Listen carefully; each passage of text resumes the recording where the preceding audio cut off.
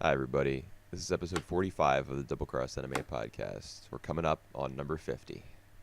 Almost there. Huh, I'm huh. Whooper, Mario? and today it's Mob Psycho episode 7, Mm, Kaguya-sama 6 and 7, The Promised Neverland episode 7, Dororo episode 7, and the second to last volume, that's volume 10 of Flowers of Evil. mhm. So we're almost done. Yep. Where should we start? Should we start with something good? Something bad? Uh, Up to you. Your call. Okay. I've got Mob Psycho at the top of my page of notes here. Alright, so we can do with that. All right. We'll start with something good. Mob Psycho this week was really good. Yep. I have Yes, it nothing. was. I have nothing else to say. Except that it was really good. Nothing else to say. Well, in a good way. You mean you have nothing to criticize? Uh, Mostly, I think this is like one of the best episodes since the first one. Yeah, I agree. I had that same thought. Uh, I the one thing I like is how it's it's make like uh the drama of it. Like it's go large, it's go big on like how much of a scam, how much Reagan have to go through on this. It kind of bit exaggerate uh, the way that the way that everyone like uh, their turning their all turning like the way everyone against him, but Right. like but his solution like the act it's like it's like so small but it's so rewarding. I just lost. I was basically just at loss of words. Well, it wasn't his solution, right? It was Mob's solution. Yeah, but the way he say that, like he the one who triggered that. Yeah. Well, when you say he's the one who triggers it, you mean that Mob sees his situation Mm, and That acts. yeah that, but he was the one who comment how much Mob had grown. So like he's speaking to Mob at that point. Ah, yes, that's true. That's true. He does. There is a point in the press conference where he ignores the reporters and directly addresses Mob. Right, that's right. Yeah. Um, I think Reagan got a pretty sweet deal on this episode Yep. because he has, contrary to the idea that he is always looking out for Mob and he's a good guy and uh, that he's some bastion of virtue. He's actually been taking advantage of Mob this entire time. Hmm. And in the previous episode, he even just totally brushed off the idea that he would have any friends or any sort of social life or goings on after school and said, just come and work for me. So he gets out of this situation with a get out of jail free card that he didn't necessarily earn. Hmm. Hmm. So I just had that thought while I was watching, like how nice for Reagan to get bailed out by his sidekick. Um, even though he could have been left to rot. He that's the place that he was in, like the kind of the dark place of despair, humiliation, like loneliness. Even in the last chapter, you see that he really doesn't have any friends. His Hmm. closest friend is a middle school boy. Yep. You know, um, but I think the show does a nice job of kind of putting a band-aid on their relationship at the end. Hmm. That scene where they come across each other in town. They put in the little insert song. The sun is setting in the background, and Reagan gets emotional when Mob accepts him, for who he is, and says that he's a good person, which is not true. It's still true though. He take advantage of Mob, but he still like he still know right from wrong. That's I'm not sure Is that's that a is good that way the to put it, but is that the all it takes to be a good person, to be a good guy, as oh, Mob puts it, is just to know right from wrong? all right. I think that he despite that he take advantage of Mob, he still care about Mob, and now he know that he was like using Mob for for a bit, you know. So maybe from now on he won't use him Mob anymore, or he will take more credit to Mob. Not really sure how that's gonna change the whole dynamic though. Yeah, maybe he will. I don't know. I mean, he's not a slave driver or anything. For example, in episode 3, where they do the exorcism, where they're supposed to do the exorcism at the haunted house, Yeah, you yeah, know, with the three, the family, the three ghosts yeah, or yeah, spirits. He doesn't force Mob to do it in the end, yeah. but leading up to it, he's like, "Come on, let's we gotta help the client." Yeah. So he doesn't twist Mob's arm or anything, but it's the all the talk about him caring about Mob's well-being and stuff. You get the sense that that's true, but over the last 2 episodes we've seen what kind of man like Reagan is when Mm. nobody is watching. Yep. He's like lonely. He's uh I don't know, constantly looking for a leg up over people. I don't know. I just the fact that he exploits a child is particularly off-putting to me. Hmm.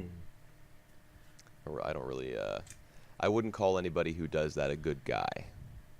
Yeah, well, yeah. In like, if you judge him based on that angle, he isn't a good guy at all. But and I think like the show constantly show us like how he isn't a good guy, but like how despite using Moth and all that, he still come out as a likable characters. He's likable to me. Right. Yeah, I mean I think he's a fan favorite. I think plenty of people like him. I like watching him. I think he's really interesting. Yeah. Even when he's being set up on television Yep. by a news organization and a psychic who he kneed in the gut a few episodes prior, Mm. Jodo Kirin. It's interesting to watch Reagan, because he's the sort of like smooth talker that would like to think that he can get out of that sort of situation, but it doesn't work out for him this time. Yeah. So it's fun to watch him, try to talk his way out of situations and try to adapt to his That customers' requests and stuff. that was what I expected. That was what I expected him to like to talk his ways out of the situation that was in the first half. Hmm. But then again, like he was completely like being set up that he couldn't get himself out of the trouble this time. And I like it how like he took a heel cloth out of his reputation, out of his like out of the very reason why that he chose to be a psychic in the first place. At Yeah. the end though, I still don't know why he chose to be a psychic. I think he doesn't know himself. Didn't this episode establish that it's because he wanted to be somebody? Yeah, he want to do something different. Right. I mean, we see in episode 6 that he quits the job at the call center, Yeah, that's right. which is his mom in her emails. She's trying to get him back in, Yeah. not I, necessarily with the same company, but in the same type of job, which is for many people is a like a dead end job. for me Uh, though, that email scene was really was a good scene. It's short. It's not like they He tried to do something dramatic about that, but it tells you a lot about, you know, Reagan, um, mm, like previous life before he become a psychic. Yeah, but also his current life, That's the right. That's email right. scene, like His his, that's the his personal relationship that he life. has with his mother, and that's all she Yeah, expects of him. that's right. That's right. So I thought that was really well executed. Yeah, he even prints out the apology statement that she prepared for him, the Right. press conference. Yep. But then he ends up not using it, and Well, Mob saves the day. as expected. Well, what um not taking back like the whole act, the whole episode that we see was like have a conventional, like emotional act, but it was really really well done. That I never mind one bit how everything like turned out to be. Yeah, I think they hit all the necessary beats. Mm-hmm. They have their reunion. There's kind of a rising action, I guess, even though Reagan is kind of being lowered into a darker place. Yep. He gets set up, and then at the peak, he feels like there's no way out, and then I suppose the climax is a press conference, and then the falling action would be their reunion at the end, and then they go and get ramen afterwards, which is something that they always do. So by them going and kind of reinstating a tradition, I suppose it indicates that they're on good terms again. And Mom Yeah. even wishes him a happy birthday, which is nice because no one else Remember it. apart from his mother remembered his birthday. Yeah. Yeah. Well, one thing that I think the this episode excel at is the way that it never like ups the emotional beat. Like we have the emotional core of him and Mop chemistry, but they never try to be like outshow it. Instead it does like it just take Reagan one simple action of like acknowledge how much Mob had grown. That is an entire climax. I, Yes. I, Right. I actually like it. I actually like how it solved the problem in a really small way. So like it the big situation that he got in, but the small solution that he got, but it's like a really, but it also show like how much he have changed his view towards Mob. Right. Yeah. So really like it. Which is important, Yep. Yeah, that's right. because Mob does something really, I mean, earth shaking, quite literally, Yeah, that's right. for him. So the it's not just one sided, I suppose. Hmm. Yeah, that's right. His rescue, from his situation. He also acknowledges Mob, and I hope that when he says, you've really grown, he's kind of he's also like simultaneously acknowledging the fact that that's something he overlooked before, That's right. and Yep. he's not verbally but perhaps um, implicitly expressing remorse for the fact that he didn't take note of it before, or he didn't say anything, or he didn't treat Mob with respect. Hmm. Hopefully that's all implied. And Mob is the type of person who would probably give credit and assume that that's being implied. yep. And I do think that it's not necessary that Mob helping him out either.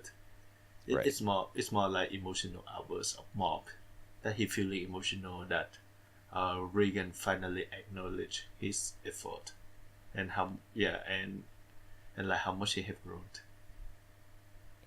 Well, you mean to say that the room shaking during the press conference Yeah. was a result of Mob Mob feeling emotional outburst. emotional?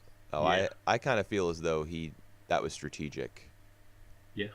Yeah, because the way that he answers him in the final scene where he says, I've known what you are from the very beginning, Yep.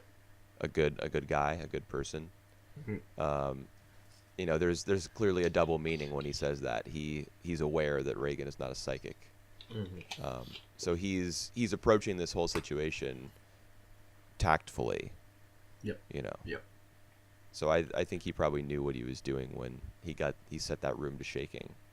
Mhm. All right. I still think that Mob Psycho 100 haven't have a bad episode so far. Everything was great, and this one was like one of the best so far.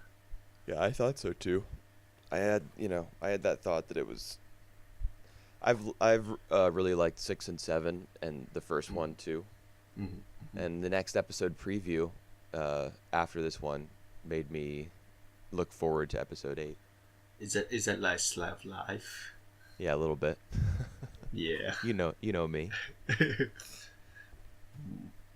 Mob and his harems. His harem. Yeah, there are like many girls that actually like him. Right, but he's not Shirogane. He No, doesn't he's just not. he doesn't just think to himself when two girls are talking to him. Oh man, it's like I have my own personal harem. All right, we can get into the next show then. With that Okay. leading, All right, I guess that'll be Kaguya-sama. We've got 2 episodes to talk about here. right? So the 2 episode is the introduction of the new characters, the remaining student consult members of the cast. Ishigami. Ishigami. How Mhm. how do you personally think about him? I'm not a huge fan. Yeah, I'm read your post, and you Right. didn't like how the show introduced him. Yeah. I mean, 2 of the 3 chapters or segments, whatever you want to call them, in episode 6 revolved around his fear of Kaguya. Yeah. Well, And then we even got a little bit of that in episode 7, but it was dialed way down, which is good, at least to me. yeah. But apart from that, he's also like, he's got dark colored hair covering one eye. He's got the long bangs. He's got the headphones Yeah. around his neck, so he can, whenever he feels threatened or disgusted with the rest of the world, he can just put those on and To disconnect. yeah, like go into his shell, I guess. Yeah, yeah. And then in episode 7, he becomes even more of like, it just feels like he's the sort of person who would use the term normies in real life to describe like normal people.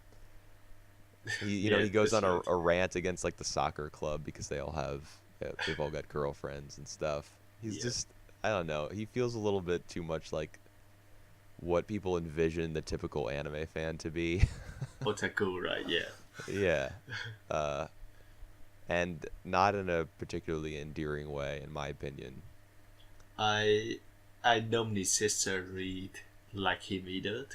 I think he will be like growing to more into interesting characters. But for now though, he more like stereotype. He like the most stereotype characters out of all these 4 members. I mean, there's only 5 episodes left to go. I don't know what can be done with his character in that time.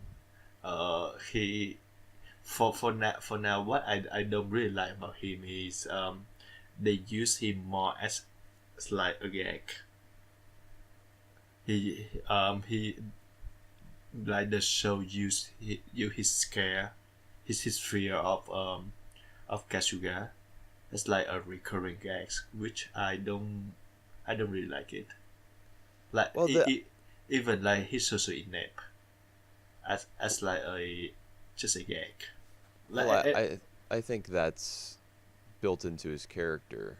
Isn't that Right. something that's probably going to be worked on over time, perhaps? mm, And they have to establish him as being, socially inept, kind of awkward. I think that's fine, but having him go on like gigantic rants against, like the whole system of I sports clubs having the most like privilege and social status, that just seems very like uh, high school cafeteria nerd table talk.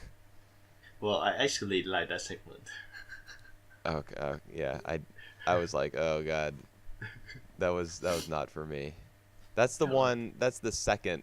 That's the second segment, right in yep, episode 7. right, yes. Yeah, and then he starts comparing the two girls' cup sizes Yep, when they talk about Kyudobu. yeah, I that's right. I was like, oh my god, get me out of this. Go to the next chapter, please. Yeah, I actually find his reason to be very funny.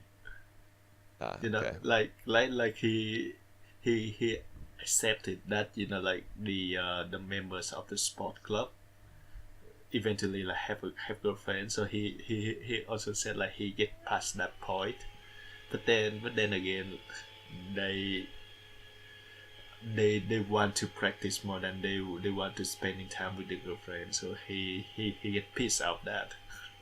Yeah, but I mean, the reason that pisses him off is because he's just, he's jealous. He wants a girlfriend, I guess. Right. I don't know. You liked Oregairu, right? Yes. So it makes sense that you like this guy. Uh, the other guy though he don't want to be near people. Huh? So he I don't feel like he jealous of with popular guys. He just like that just his stick, not to like to be near people. So like a antisocial guy.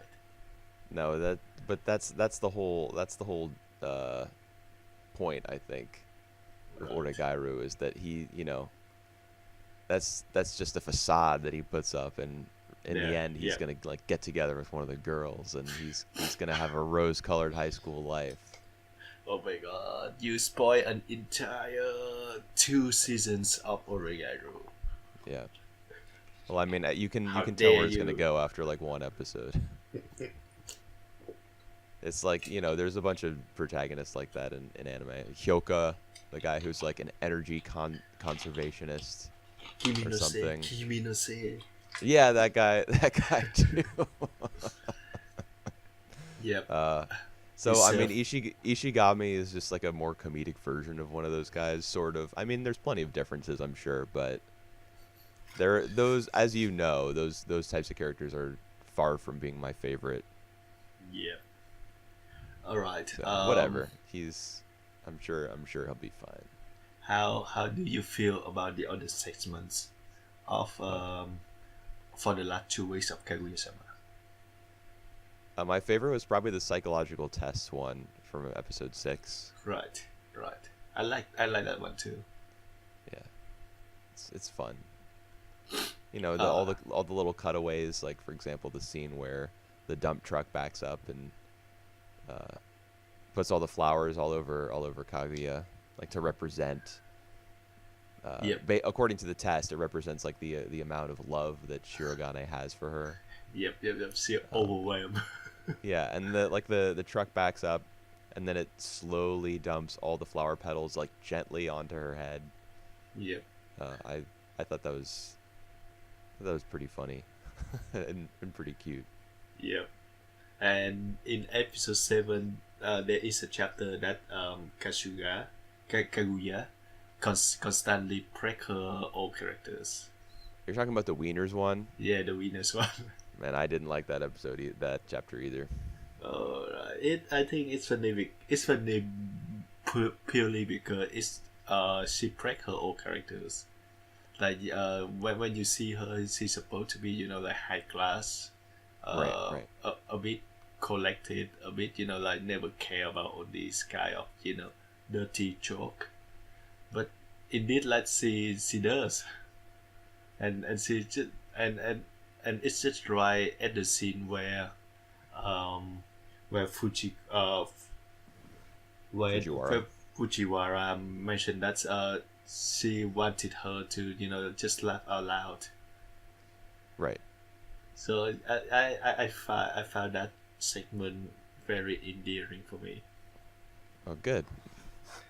I was just But annoyed by the word wiener over and over, and her like that's the spitting whole out her point. drink or blowing like a bunch of saliva getting flung from her face.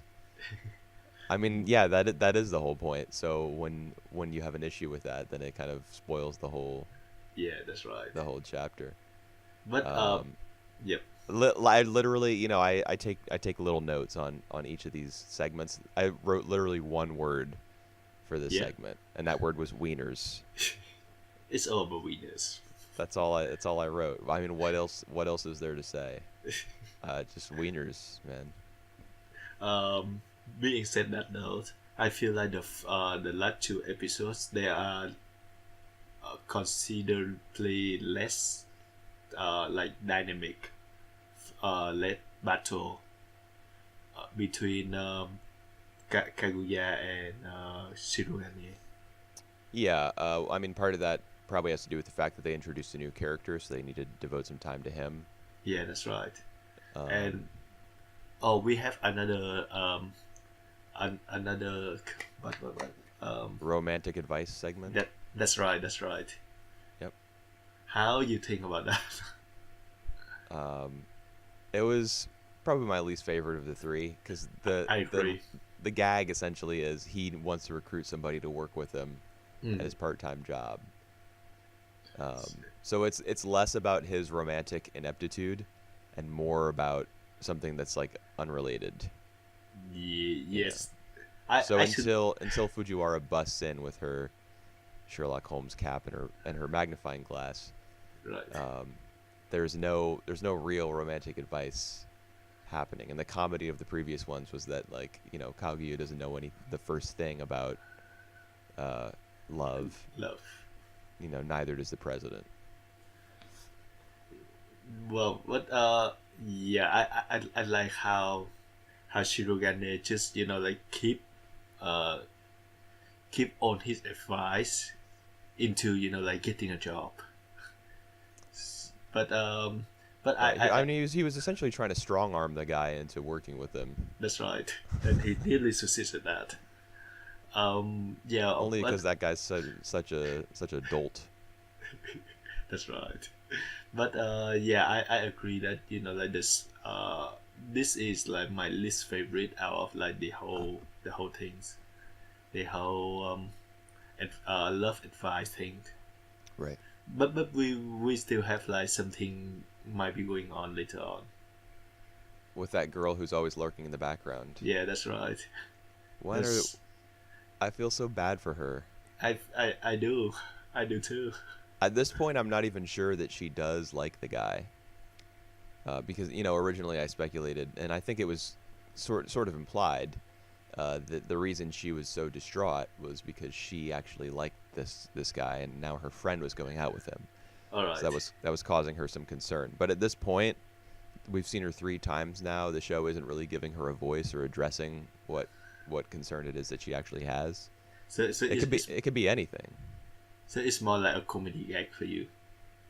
Um, well, sure. I mean, nearly I everything that happens in the series is rooted in I comedy. Yeah, well, I would love to have like her. She appears as like one of the main characters of one of these segments, but instead of like, she finally said that she was always in love with the guy. It might turn out to be that uh she was in the crush of with the girl. Right. Yeah, that occurred to me as well. That might Um, that might be funny. yeah. I mean, that would explain perhaps why she's constantly depicted as hiding Yep. on screen, because that's something that she's literally hiding. Her lesbian attraction, But or just like a class S sort of thing. Um, just having a small crush on a. That's the yeah. thing in Japan, right? Like, I read some statistic that said 80% of Japanese women report having a crush on a fellow student or a coworker or something, like female to female. eighty Even if they, percent. yeah, I read that somewhere. I mean, obviously that could just be Yep. totally made up, but um, Well, it's apparently a thing. They have a name for it in Japan. It's called Class S. It's a cultural thing. Like because yeah. women are often. I mean, it might be because Japanese society is so patriarchal Mm-hmm. that women like look to each other for advice or guidance when they're in school or in work, and that can result in like closer relationships, I guess. Well, I would say that that could happen the same for any other culture, like in for our Western culture. Yeah, Uh, perhaps. yeah, but I think the way it's more like Japanese style. It's more like they are more in secret, more like look up to each other, look up to like her senpai and stuff. Right. Yeah. So yeah, it's interesting though. But 80% is actually really high. It's like 4 out of 5 women. Yep. Wow, interesting. I like it. I mean, that's how you get stuff like Utana, I guess, and Oh, flip whatever flappers. else. Right. Yeah. Although in Flip Flappers, the attraction between the two characters was basically boiled down to Papika was like, "Coco na, Coco na, Coco na," like she's an alarm clock. She just says it over and over. We have like an entire episode of parody about the class 8 In Flip in Flappers, flip flappers. Yeah, in I which think one was that? episode 5, the horror one, the one where Ah, they stuck into like the whole female class and they couldn't get out of it. right, right. It was like Groundhog Day. Yeah, that's right. That's right. I guess I forgot whatever like Yuri elements there were to that Oh, episode. there's a lot of Yuri element on that episodes. Really like it. I really like that episodes. But then again, Flip Flappers is like one of my favorite anime for the last few years. Right. Not Spoilers. not Kaguya-sama. Oh, all right.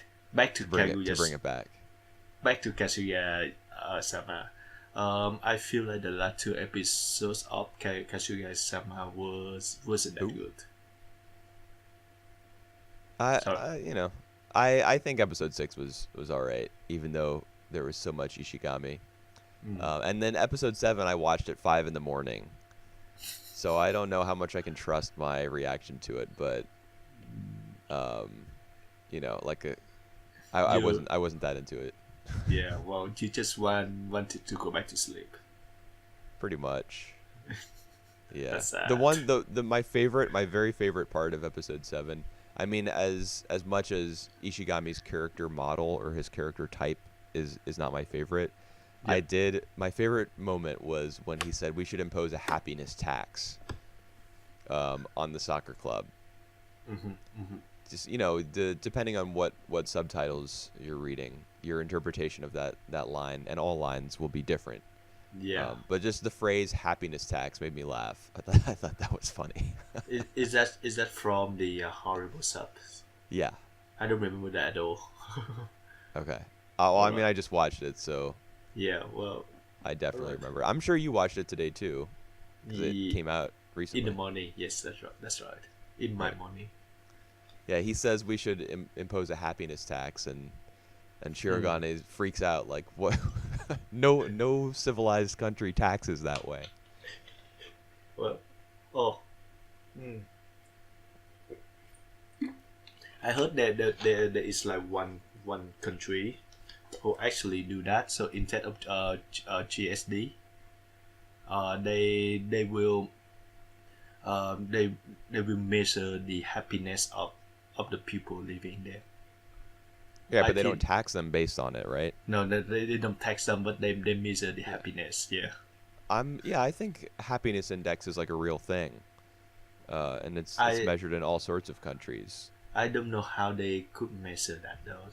How happy are you? Yeah, that does seem to be pretty hard to pin down, but I guess Yeah. there's some sort of metric. Like I don't know. I Mm. think I can't remember. It's like Switzerland or something that has the most happiness. It's like the happiest country.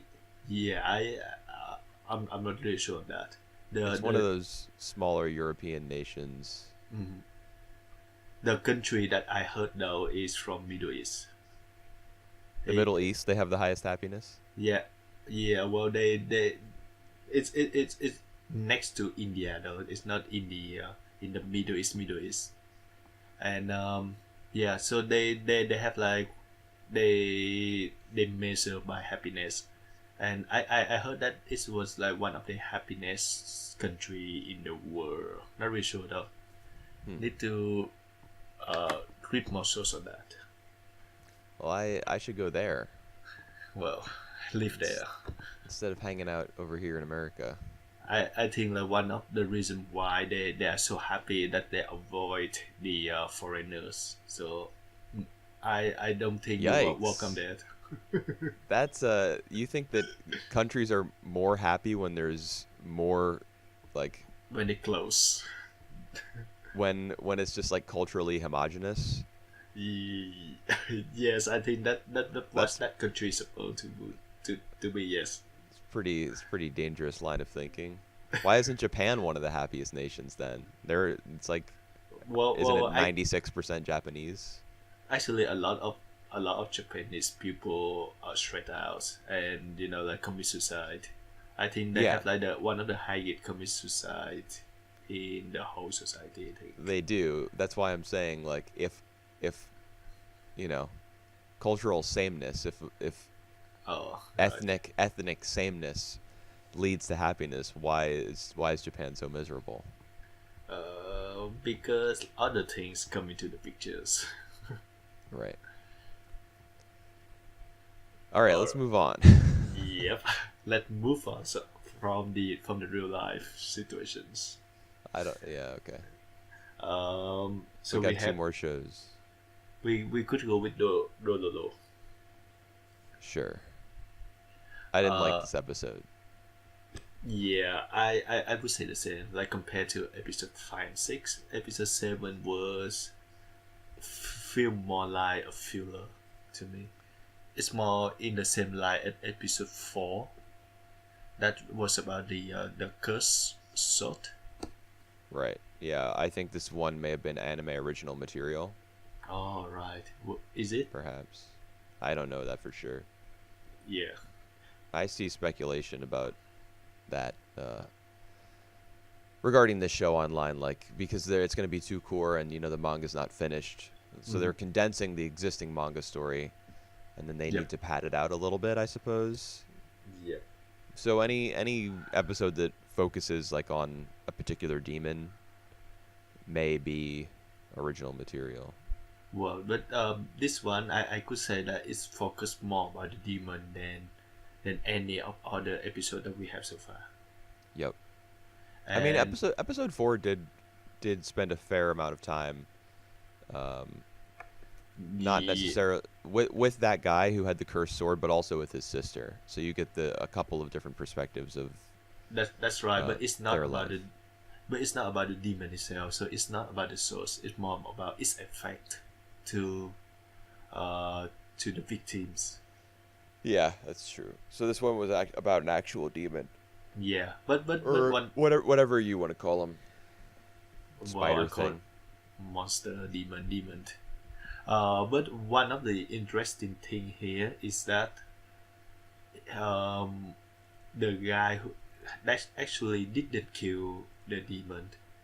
So like he doesn't have like one of his body part back, right? Who are you talking about, Hyakimaru? Yeah, he had Kimaru. Yeah, Because I he didn't kill her. yeah, no, I mean like I don't see that he getting any of his body part back this time. Right, because he didn't kill her, right? Yeah. She All right. escapes with Yajiro. Oh, is that she escape? I thought like they commit suicide together. Huh? That's what I thought. That's what I thought. That they committed suicide together. Yeah, but Why did you think that?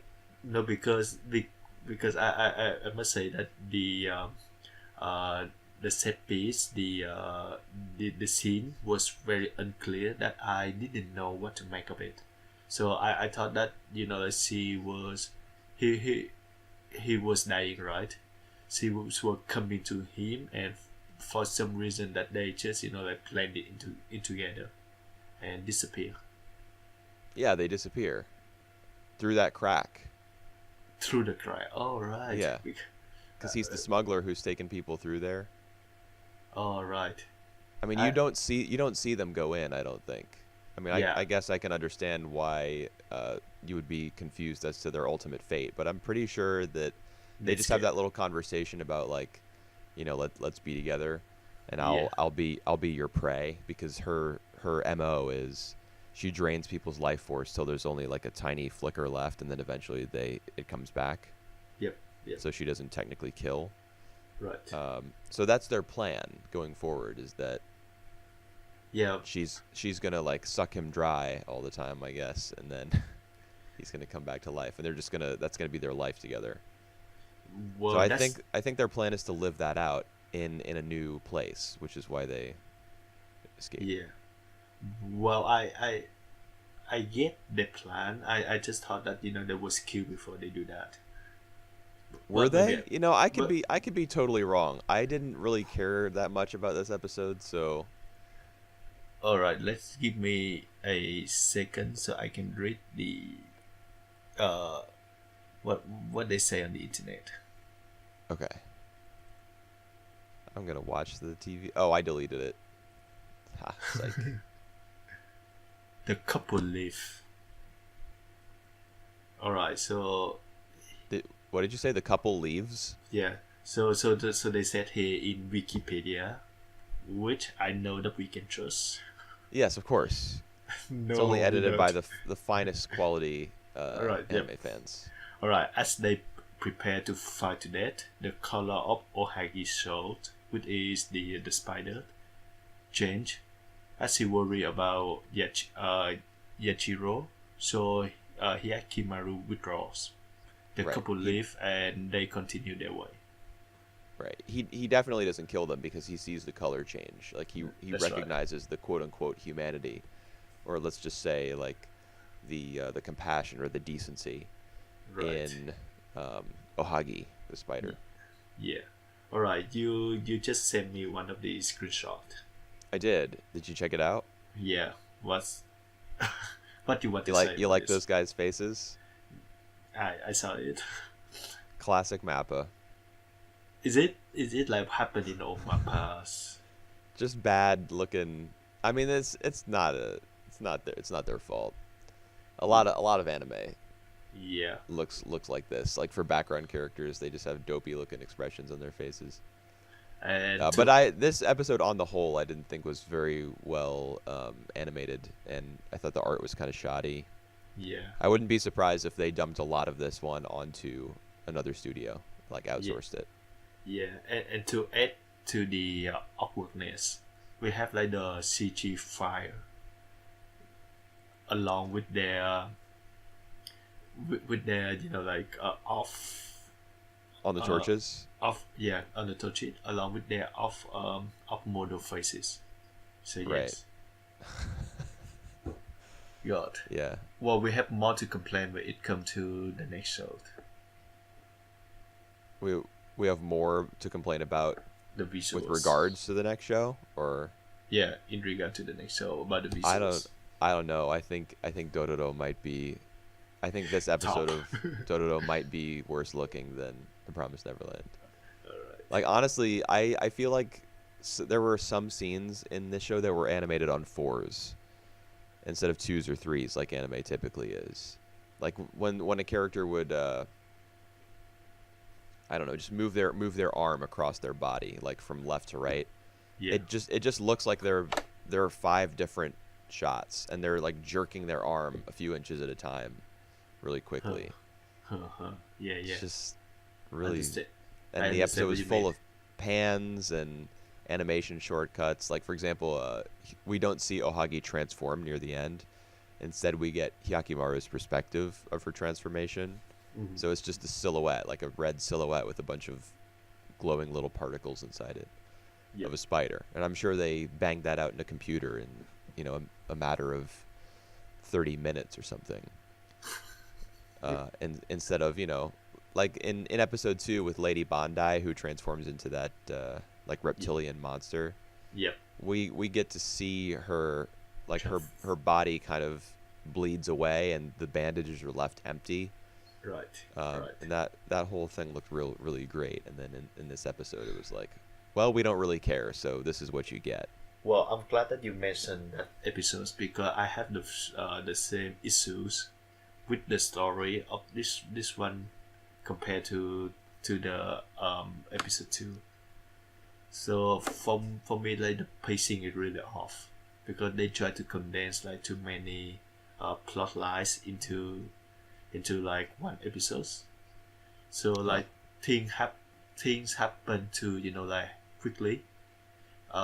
It never have like a time for like everything to sit down, and when it comes to the final confrontation between like the three forces, it come like a bit randomly. I thought this episode was okay. All right, so What I thought was problematic was the way that its central theme was like right on the surface of the episode, yeah. like that we have to respect all life, Oh, and that's Mushishi. yeah. Well, that's I actually thought of Mushishi as I watched this, because Yajiro. There's the scene where he takes the cockroach outside, and Ohagi's like, "Oh, I've never met a human like you," and then at the end, Dororo doesn't kill the spider, Right. and instead he like says, "Oh, I'm sorry, I must have scared you, huh? My bad," and then picks it up and puts it on a plant. These things are so like they're such superficial attempts at getting across this type of philosophy. They're just like right on the surface level. Dororo, the whole thing with Dororo and the spider is like practically stapled to the end of the episode. I just imagined all the cuts, like all the frames of animation kind of being like taped on to the end of the storyboard or something as I was watching this. And compare that to something like Mushishi, which is much slower and more methodical and builds in the theme of every episode like into the very framework of the character that it's introducing in that episode, like giving a lot of detail about their life and their situation. This just does not even compare. It's Well, really embarrassing. that if you compare any show to Mushishi, they will pale. So, Well, and to say that the role isn't subtitle, so yeah, I I think can I see think the I themes can of the see your last two complaint. yeah, everything in episodes 5 and 6, the whole thing with Mio and working Yep. to make your dream a reality even in the midst of like oppressive or Yep. terrible circumstances. That was a good implementation of that idea. Yep. That they did fine in those couple of episodes, but this one was just like I don't really think that the issue was that they only had 22 minutes to work with. I think that just the way it was scripted was just the characters were literally going to comment about how we have to respect all life, and by just taking a bug and putting it out the window or putting it on a plant. That's Well, the biggest offender is not the spider at the end, but it's the cockroach. yeah. Oh my god, that's You're just such so a obvious. you're such an interesting human. Yeah, Never met anyone like you. it's like oh my god. All right, we should stop. Yep. So right. yeah, I don't really like this episode of Dororo. It's Yeah, right. It's not that bad. It's not like the worst thing that I watch. I thought it was awful. All right, it. I don't want to watch another episode. This is so bad. Really. Yep. All right, I mean, I guess I will, but we still got like 20. We how many episodes of Dororo they're gonna come out? it's two core, 22, 24, something like that. Right. So we still have a lot to see. Yup. At least we have like 5 more episodes to go through. Bring it on. Yeah, that's right. All right, let's get into the last show of the week, Okay. which is Promise Neverland with his sister Grown. Yeah. It is. That's the very first thing that I noted. Like, this is a Sister Crone episode. Yep. All right, how you feel about about the episodes? That's, I don't know. It's fine. Uh, Whatever. all right. I think now as we go through like 7 episodes of Promise Neverland, uh, I think part of it, like 20% of it, was because I read the manga already. But I feel that the show is not working very well as a thriller because we don't really invest into like how this kid will escape. Do you? What do you mean? Like, we don't know their plan? No. It's more about like our connection to the story because I don't feel I invest that much into like their situation and stuff. Yeah. And I don't see the stake. So Well, the I stakes are they're gonna die. yeah, well, I see the stake. So I see the stake, but I don't see the urgency. The urgency is they are gonna die. Well, I don't see that in the last few episodes. Well, all the talk about Ray being the next one to be shipped out, Right. in January. The is add any more like urgency to the story because I feel very little of that. I obviously feel that in the manga. I don't feel that much in the anime version. Okay. Well, Do I you? mean, Because how because much? because you are the anime original Yeah. watcher. But I also don't like the show. In fact, I never have. All right, that's harsh. So, Oh, is it really harsh to say that you don't like something?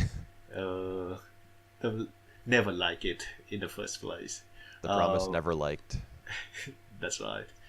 I read the manga like I still read the manga up into this point. I think like after like 1 or 2 more episodes,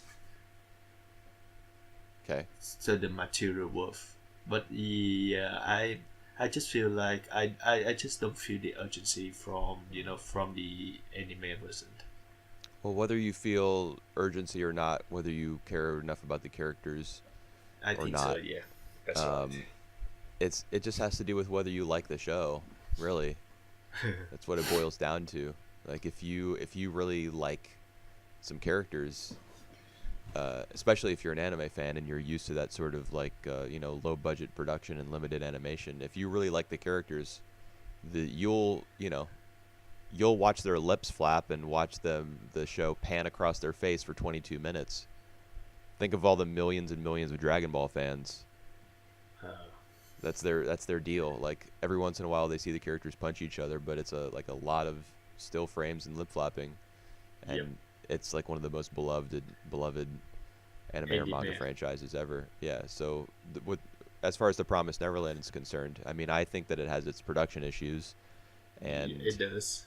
I think that it has its its character work. I don't think is very good, but the people who like the show, they're going to be like, "Oh my God, are they going to escape? What's going on? All This right. cliffhanger is amazing." Oh, It just boils down to whether you like it or not. yeah. Well, in the manga itself, I like these characters. I don't feel like I like them as much in this anime version. Well, why is that? All right, I think I should stop comparing the anime and manga because I don't think that's fair for the anime to do that. But yeah, I think the anime just lost me in some of their they talk together. I just either it's it a bit too obvious at time, like what Don did in some previous episodes. It just doesn't spend too much time for for for their old thinking. It's more mechanic. It's more like how they try to work out how to escape more than their old thought and their old personality come out. Yeah, I guess that is true. We don't get a ton of internal monologue in the series. That's right. That's right. Yeah. Yeah. You compare this to something like Death Note. Right. They were both Shonen Jump, kind of like light horror, thriller type series. Death Note is all about the characters thinking to themselves, "How am I gonna outwit this guy? How am I gonna escape this situation?" That's right. And this show is not that at all. Yeah. That's Well, interesting. in one way, I really appreciate that the show doesn't rely on the internal monologue, because I think that like when you try to tell us what the character feel is somewhat lost its purpose. But then again, the show doesn't really do much for us to care about them as like as the whole individuals. So you have like a bunch of really, really smart kids trying to outsmart their system and mama, I mean, that's why you should care. It's because they're grades, man. because they try to do the uprising. Yes, they try to tackle on their own mama. Yes. Well, sure, but think of their grades. Think of what we'll lose if they get eaten by demons. Those Right. grades will be useless. They'll be gone forever. Yeah. Well, talking Think of about the grades, Mario. my God. Okay, talking about the production issues, because this is the episode where I see the camera movement. Ah, Uh, yes. That's been there's going on the entire time.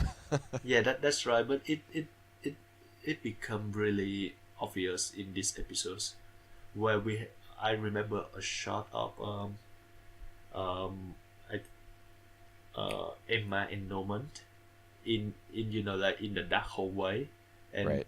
they do the shaky camera movement, but I don't really know why they do that in the first place. Well, it's not shaky, right?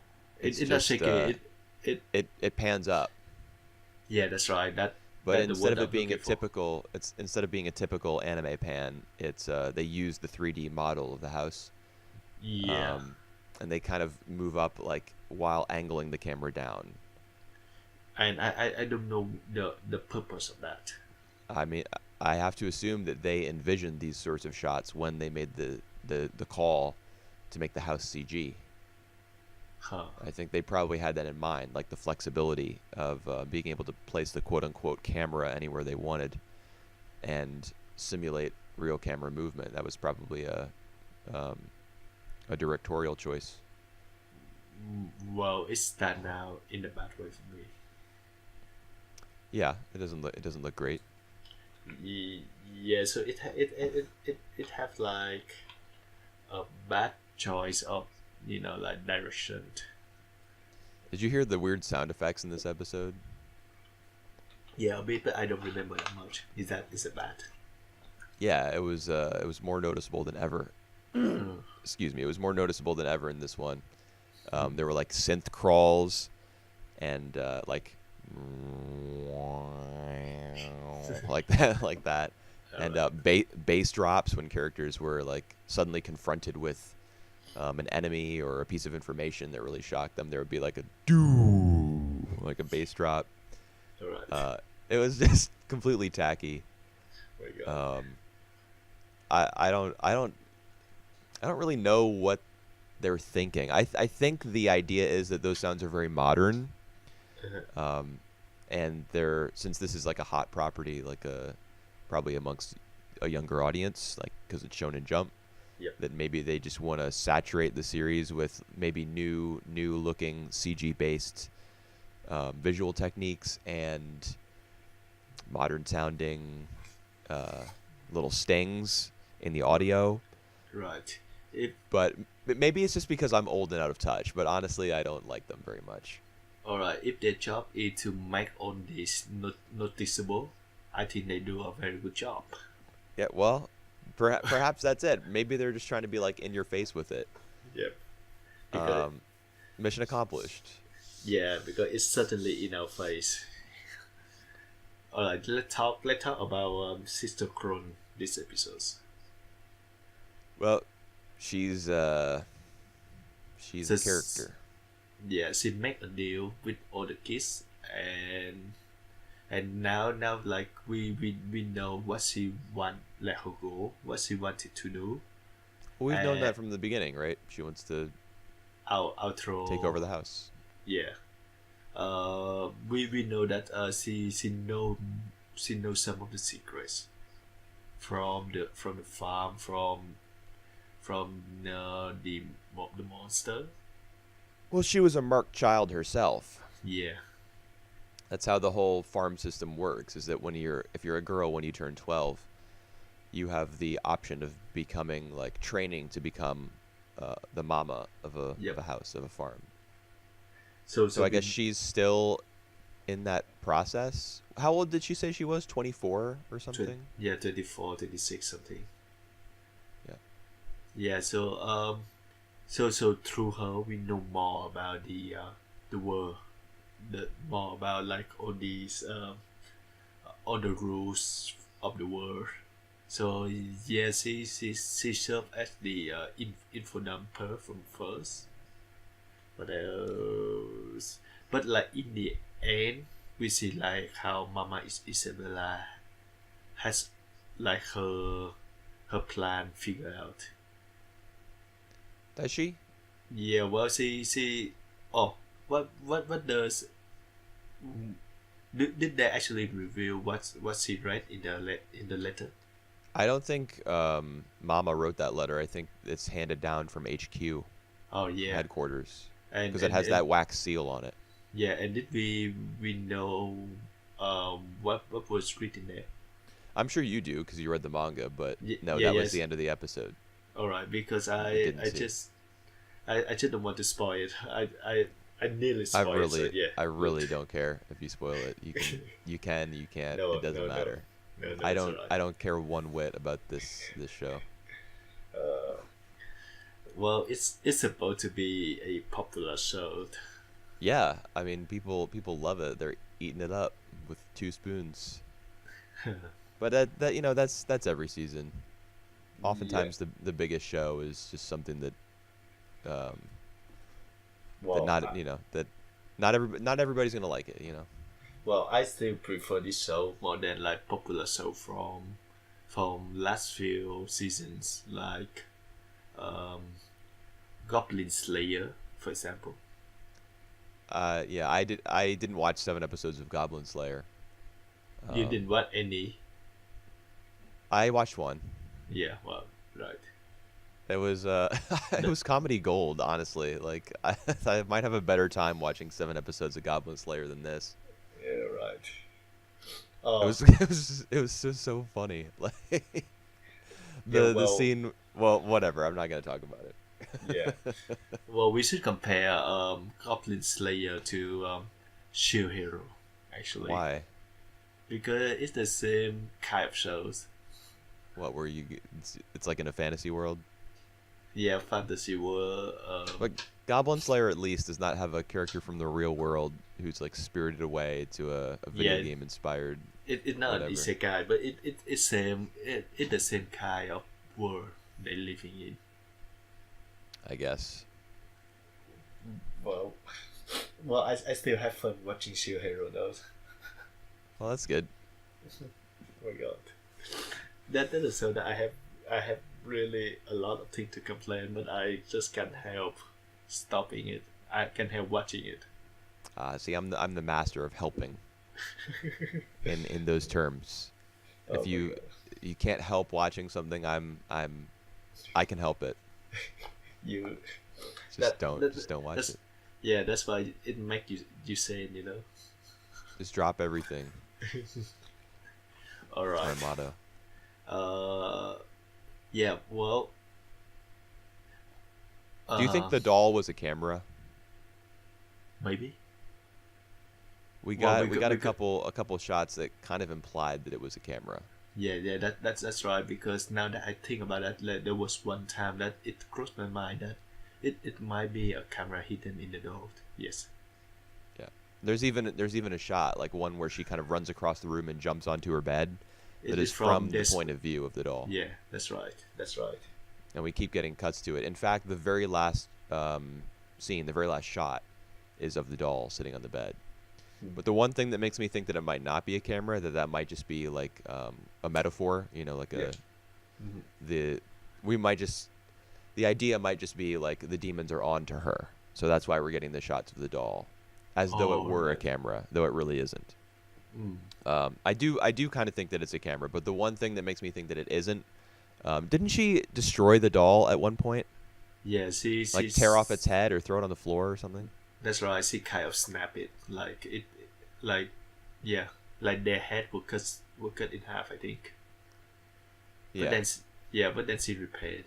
So yeah, well, Kind of makes me think that it's not a camera if she but did that to it, and then it survived or yeah, well, that's a good point that you bring up here. Like I think like for a show like this show, Promised Neverland, this kind of detail might be relevant. yeah, maybe. We know they have tracking devices, so they probably have camera technology. Although the camera that Ray uses, that he obtains in this episode, is really old. So I Yeah, wonder, that's right. do we know what year this show is set in? Uh, yeah, I think they mentioned it's in one of some point. I think it's like in 2050 something. 2050 something. It's in the Yep. future. So it in the future. Okay. I wonder why he gets that old and busted camera. I think they mentioned it while they are in the library looking for the guide. What's his name? Oh, yeah. He needs the materials in the camera in order to get rid of Yeah. the tracking device. So it has to be that camera in particular. Something about it. Right. Yeah. Okay. Yeah. All right. Okay. Well, the most important thing that we learned from Crone is that there are humans outside the walls. We already Yep. knew that because of William Minerva, who's left the Braille code around the owl stickers or the owl stamps in the books. But Yeah. um, There there one are thing that we humans. didn't know though. There one thing that the kids doesn't know that she want um to give them the details later on, which I What's don't that? When she remember. says, "Do you know about him?" Yeah, about him. Yeah, that's right. I wonder if she means William Minerva when she says that. Yeah, not really sure though. So Yeah, that's like that's one that's piece of. the Yep. Well, yes. I mean, what you were about to say, I think, is that that's the one piece of information we get from her that isn't made totally clear and is still. that's right. So we're supposed to be looking forward to that, I think. Yeah. Uh, I know I'm given looking forward to it.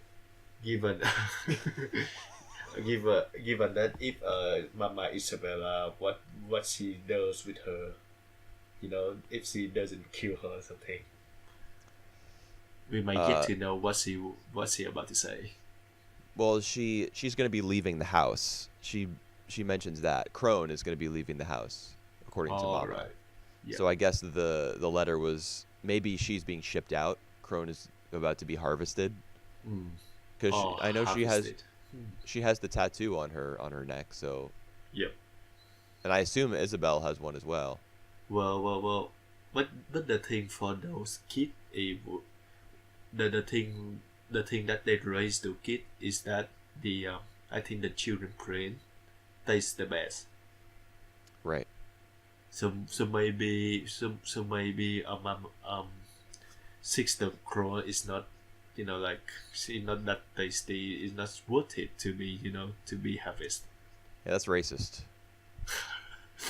It's not racist. Um, It's not racist. God, and uh, it come out really wrong. yeah, it's true. I know they like to eat kids and they like the younger brains, but I mean she's gonna be leaving the house. At least Isabel thinks that's the case. So Yep. maybe she's just gonna be like put to work somewhere else. Yep. because she's desperate to become to carve out a life for herself as the mama of this house. She makes mention of the fact that it's not much of a life, but it's what's available to her. Yep. So the alternative is probably much worse. So she Yep. might be about to go like work in some sort of terrible factory or something where humans are like mistreated, or they might have some use for her body. I don't know. Yeah. Oh, I think I know what she's about. She's about to be like a baby maker, isn't she? Huh. There are probably farms where because Oh. they need kids. They need kids to populate these human farms. So there must be men and women that they keep probably imprisoned, locked up, and they force them to have offspring. Well, that's not a bad job for me. When you think about that. I don't know. I think it might be depending on like the conditions, Right. the conditions of the job, Well, like where you stay and what yeah. sort of care and freedom are given to you. Well, that's an interesting thought, an interesting theory that you have. That makes sense, though. Yeah, I mean she's an adult, so she's of age. Yep. If they're gonna have use for adults, I mean obviously there's some living outside the walls, making the clothes and supplies and things that they bring to the farms, but they're also gonna need people to copulate, to Yeah. reproduce, so they can maintain their food source. Yeah, that's right. All right.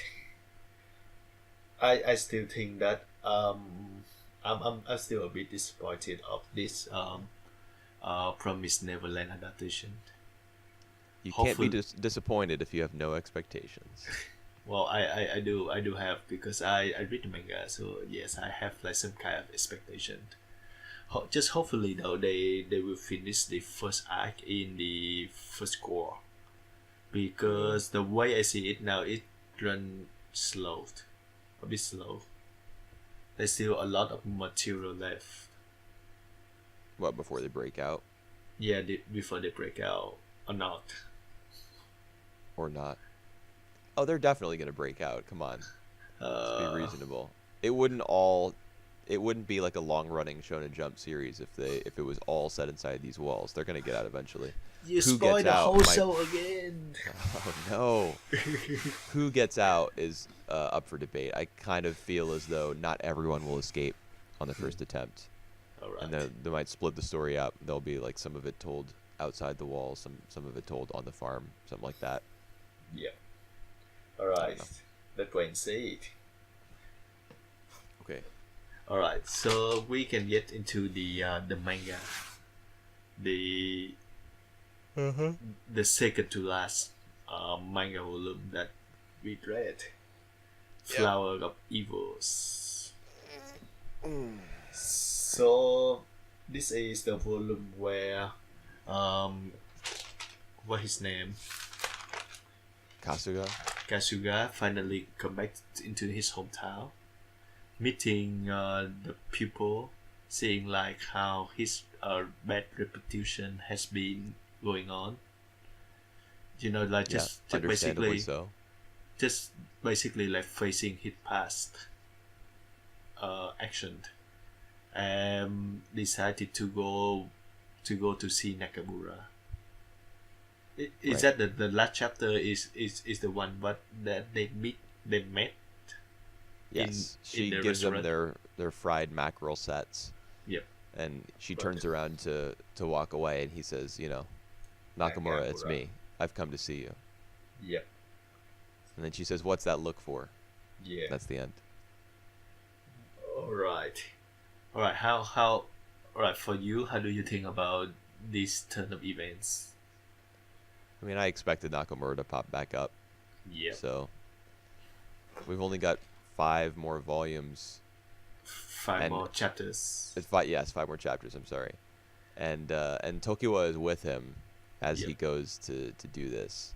So, like, what in terms of holding out hope for like a tragic or terrible ending?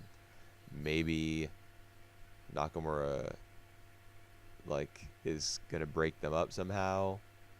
Um, Maybe she'll kill them both. I don't But know. maybe she has like the knife ready, just Right, she works in a restaurant, sort of. It's her house, but it's also a restaurant.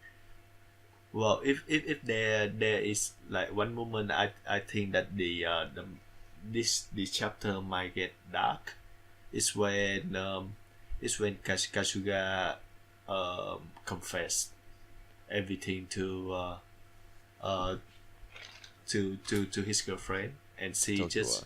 yeah Tokiwa, and she just like spring out of the house, and yeah, and that was one moment that I think that it might get dark, like this relationship may get toxic, but right after that she was command him to just kiss her.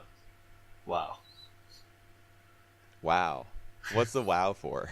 It's just amazing because I because like when the first time I read it, I think like, oh my god, it might get dark, and then they resolve everything just by a kiss. I don't think they've resolved anything at all. In fact, They I'm not even sure that he does kiss her. You don't see. I mean, you see them very close together, but they're. yeah. I'm not sure that their lips are touching. Are they? Uh, uh, well, I think they just be subtle about it. I Okay. think they did kiss. Okay. I mean, yeah, that's a reasonable conclusion to make, but It, it's like he's also a very like hesitant character in that respect. And I think that's the whole reason that she asks him to kiss me, because when she learns about his past obsession with Nakamura, yeah. of course she probably, I mean, in addition to feeling like disgusted by some of the things that he tells her, she also probably feels threatened as his Yeah, that's right. girlfriend. So Girlfriend. that's why she Yeah, immediately asks him, to leave. kiss me. Yep. So that he can, that's a means perhaps of him proving his attraction to her. Right. Right. And so assuming that he does, obviously that's not going to be enough. She's going to want to accompany him if he goes to see this psycho lady. Yeah. Well, so everything's sold between them. No, I don't think so. That's why she's going, and that's why, it actually struck me when I was reading chapter 52 when they're in Choshi Yep. and they're trying to find her house. Yep. Yep. There were a lot of panels with no dialogue, like as they just walked through Right. the town. They do ask someone for directions, but apart from that, there were just pages and pages and pages of no dialogue, and it kind of reminded me of episode 7 of the anime where they trashed the classroom. Yeah, and then they just like half an hour of them walking side by side. Right. I guess that was episode 8. There was a long, because that was after they ruined the classroom. I know. The and that was just no dialogue at all for a long time, and I was kind of reminded of that in this Right. chapter. So I mean, that's a clear indicator that not everything is okay. Right. They'd be talking to one another, making some sort of conversation, Yep. probably, if they were all hunky dory. Hmm. But Tokiwa is probably like sizing him up right now and seeing how he's going to react, and if he Yep. there's a possibility probably in her mind that he'll just abandon her for Nakamura. Yep. Um, Well, there is a possibility because he himself doesn't really know how he would react when he see Nakamura. Yeah. Yep. Do you actually notice that the name of the place where they the name of the village where they visit Nakamura? I don't think that was the name of the village. It was the name of the station, Oh yeah, that's right. The name of the and it station. it translates to in my fan translation. It translates to the outer side. That's right. All right. I read the fan translated as well because I didn't have the manga of these last 5 chapters. So Okay. yeah. So that is allude to the other side again. Right. Nakamura made it to the other side. Yeah, and it's basically the same thing, right? Well, I mean, there might be meaning in the fact that it doesn't translate to the other side. It translates to the outer side. Like she hasn't totally crossed over Right. because you can't cross over. There is no other side, as she puts it before Yeah, that's right. her suicide attempt. So yeah, I just see that it's the recurring motif that the manga tried to put on. Not really sure about this meaning at the moment. Let's see like how this encounter gonna be spun out. Yeah, I don't How know. I don't know what's how gonna happen between them. yeah, how do you think what gonna happen? Do you want to take a guess or you want to wait A to be guess. surprised? Yeah. Um, I don't know. I really don't know. Like, they've invested all this time in Tokiwa's character at this point. Mm-hmm. You know, they had their little like break up with your boyfriend and be with me. They had that whole scene. So then if he goes and dumps her, All like right, you that's can gonna go back that's to gonna your feel what? back to your ex-boyfriend now. I Yeah. have I have my new girlfriend. Right, my new old girlfriend. Yeah, you can I go back alone. I don't know. I mean, I still assume based on how twisted the first half of this manga was that we're still in for some weird stuff. Yep. Um, it's important to note, I guess, that Nakamura's appearance is different. She doesn't have the glasses or the short, lighter colored hair anymore. Mm-hmm. She has a more traditional appearance, I Yep. guess. Yep. You know, darker hair. It's a little bit longer. Um, she's not The wearing glasses, so the she's changed visually. Perhaps she's changed mentally or emotionally as well. all right. Living with her mother instead of her father. How you feel about the vibe? Does she have the same vibe when she? Yes, yeah, a Right. little bit. She still smirks. Yep. She still has that smirk on, and Like I assume that she's gonna probably play with him a little bit for the next few chapters. You know, she won't be offering any straight answers or anything. yeah.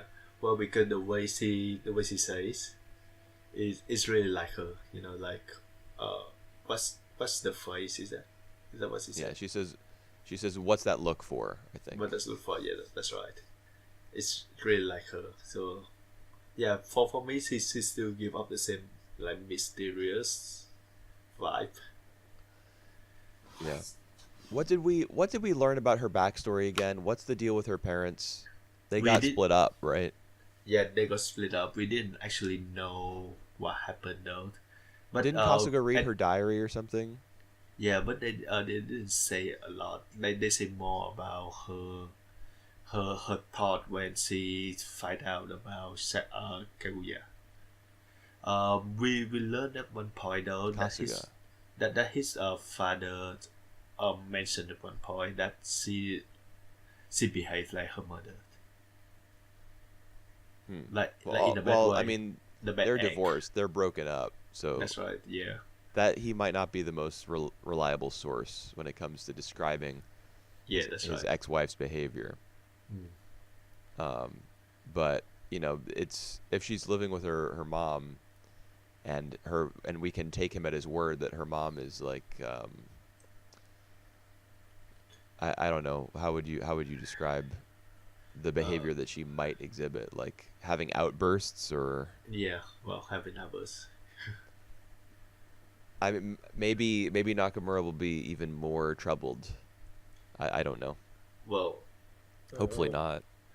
one thing that really interesting now that we see her mother before, like before we see Nakamura and her mother have like the soft red hair, but then when it comes to Nakamura, it's like a very plain hair. It's almost as Right. if she dyeing her hair into black and not red. Yeah. It is kind of, I guess you could get that impression because her mom does have the red hair that her daughter Yeah. used to have. But I don't think that's the case. I think her Because mom because dyes they her are hair. okay, because they are Japanese. That racist. That's definitely not racist. That just has to do with the fact that they all have black hair, or or brown maybe in some cases, like Yeah. dark brown. All right. Can we talk about Psyche friend? Kinoshita or I, whatever. I call her eyes because it's easy. Yeah. She's like so she met him like few years afterwards. She I think she also carried the pain. It's not like the same pains at the three main character have, but she also like hanging up on that event and feel a bit afraid to keep in touch with Psyche. Yeah.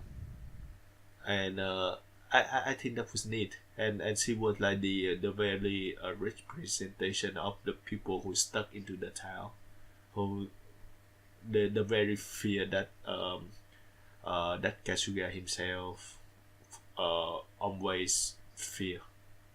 Yeah, I think too much was made of that.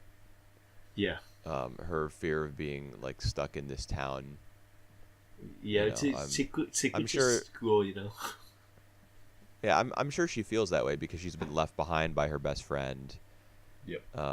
And then everybody who was involved, the people who were most involved in that gigantic incident, they They'll all live. they all left town. But Yep. I mean, it's a place to live. Your family is there. Your Mhm. Psyche might not be gone, and I'm sure that was a big blow for her. Mhm. But there are other friends that she has, or perhaps could make, Yep. in the town that she lives in. Like I don't know. I feel like the author of the manga was probably a kid in a small town who felt restless and like wanted to go to the big city or something, and so he imbues all of his characters with that feeling as well. But Yeah. I don't feel as though Kinoshita was the sort of character who would be like feeling stuck. She was perhaps a more ordinary thinker, and Yep. not as like neurotic or troubled as Psyche was. Yeah. Well, Um, I would be totally feel for them if it was like a very small town who like have no connection to the outside world. But this is not the case. Like like they if they want to go to some other city, they just basically go to one of trains, and they could go off. So like it's never an option that they have to be stuck in yeah. the same town for Well, years. it is for her. She's a high schooler. Yeah. So I'm sure that she feels kind of trapped. Her best friend's gone and all that stuff, but I mean, I just don't like the fact that it just like keeps cropping up over and over. People feeling like in Yeah. a series like Shiki, for Yep. example, Yep. where the town is literally cut off from the outside world. Yep. That's fine. And in a series like Furi Kuli, for example, which is very very moody, Yep. and really makes you feel as though the characters are kind of stuck in limbo almost. Yep. Mhm. That's fine. But for Akunohana, it's like I don't know. All for the entire run of the manga so far, all the stuff about the characters feeling like, oh man, this whole place is just full of shit eaters, and we got to go to the other side and stuff. Mhm. I mean, not really. That it's just a small town. All Yeah. that stuff Well. isn't internal. It's inside your head. So the fact that I feels the same way is indicative of an authorial thing. Like that's in his head. Yeah. Well, actually I feel some of this like frustration to the town that they live in. Have you watched Lady Bird, the movie? No. Because it also tell the same tale about a girl in her high school just want to get out of her town, which is I think Santa Monica something somewhere in America. She tried best to get out of that, and finally when she get into the college, she get out of that, and she finally realized that she loved her hometown more than she thought she ever does. So I think that's like the same thing, but This one is more, on the mean spirit side. It's more about like trying to get out of the town because like stuck in there is like the worst possible choice. Yeah, but it isn't. Well, It isn't. It isn't. yeah, It isn't the worst possible choice or the worst possible fate. Like well, that was just in Kasuga's head. That was in yeah, yeah, but Nakamura's head. yeah, but the thing is the manga doesn't really try to to approve for the other option. At what? Like it doesn't really try to say that it isn't it isn't the worst possible choice. Does that try to get into that because I think it's more about they really tried so hard to get like all these characters having the same frustration towards the town. Yeah, but we. I mean, so much of the characters' problems are mental, That's right. Yeah. not circumstantial or environmental. And I mean, the reason I know that is because like the only thing the author does to indicate that that places are like bad, Yep. that environments are bad for characters is by throwing in a bunch of people, like a crowd of people walking by who are going like "Gah ha ha ha ha" to each other.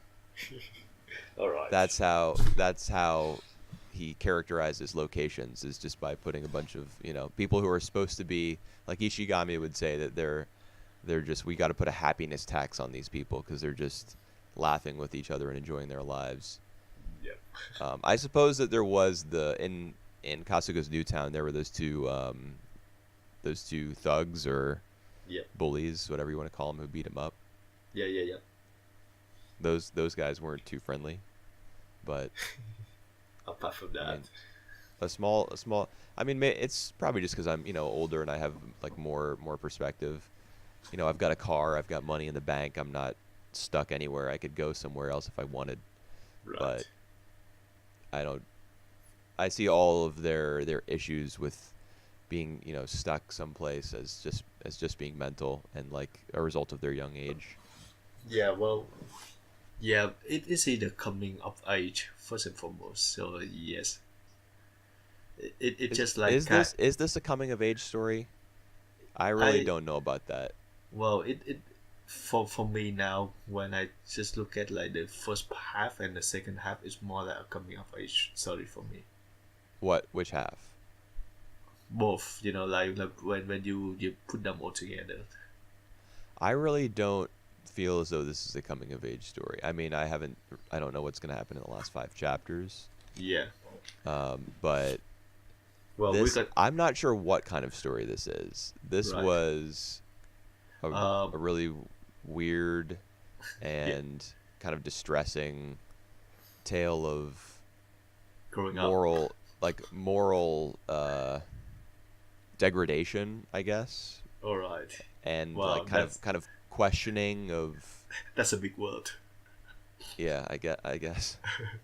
Uh, Uh, and it kind of questioning of society's norms, perhaps, mhm. in the first half. I Yeah. don't know what the second half is.